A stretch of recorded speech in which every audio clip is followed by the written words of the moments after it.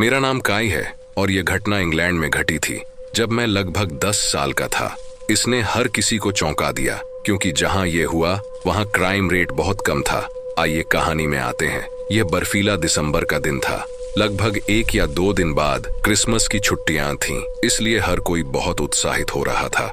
हमने वास्तव में कोई काम नहीं किया था, इसलिए मैं और मेरे 5 दोस्त बातें कर रहे थे और न जाने क्या क्या। लेकिन तभी मेरी टीचर मिसेस जे को प्रिंसिपल से एक मैसेज मिला कि एक पागल किसी को मारने के लिए छुरी लेकर स्कूल में दाखिल हुआ है।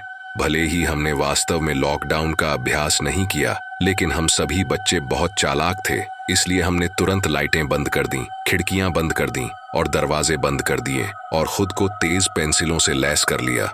मेरा मतलब है बहुत तेज पेंसिल। हम सभी अंधेरे में बैठे थे और लॉकडाउन खत्म होने का इंतजार कर रहे थे।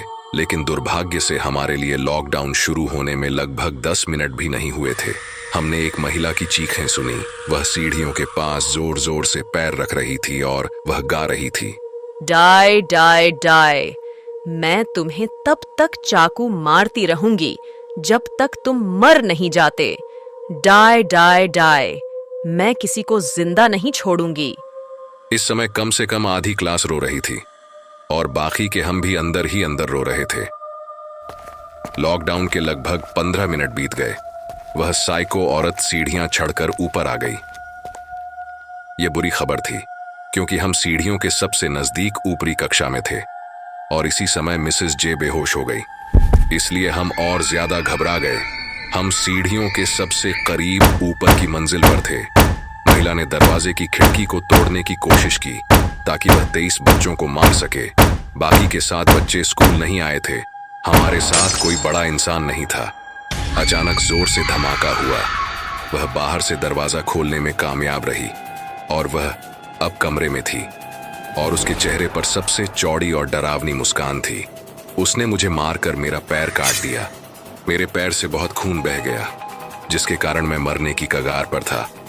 वो तो मेरी किस्मत बहुत अच्छी थी कि मेरे दोस्तों में लड़ने की हिम्मत थी। मेरे दोस्तों ने जोर लगाकर उसका सामना किया। मैं और वह उसे पीटने और उसे रोकने में कामयाब रहे। पुलिस आई और उसे गिरफ्तार कर लिया और मुझे अस्पताल ले जाया गया। यह मेरे जीवन का सबसे बुरा क्रिसमस वेकेशन था।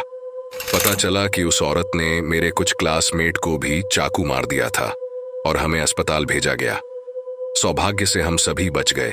उस महिला को 30 साल की जेल की सजा सुनाई गई। सबसे बड़ा मोड़ यह था कि मिसेस जे की उस महिला से दोस्ती थी और उसने उसकी मदद की ताकि वह हमें मार सके।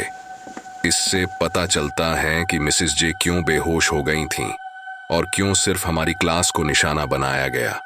मिसेस जे को 15 साल जेल की सजा सुनाई गई।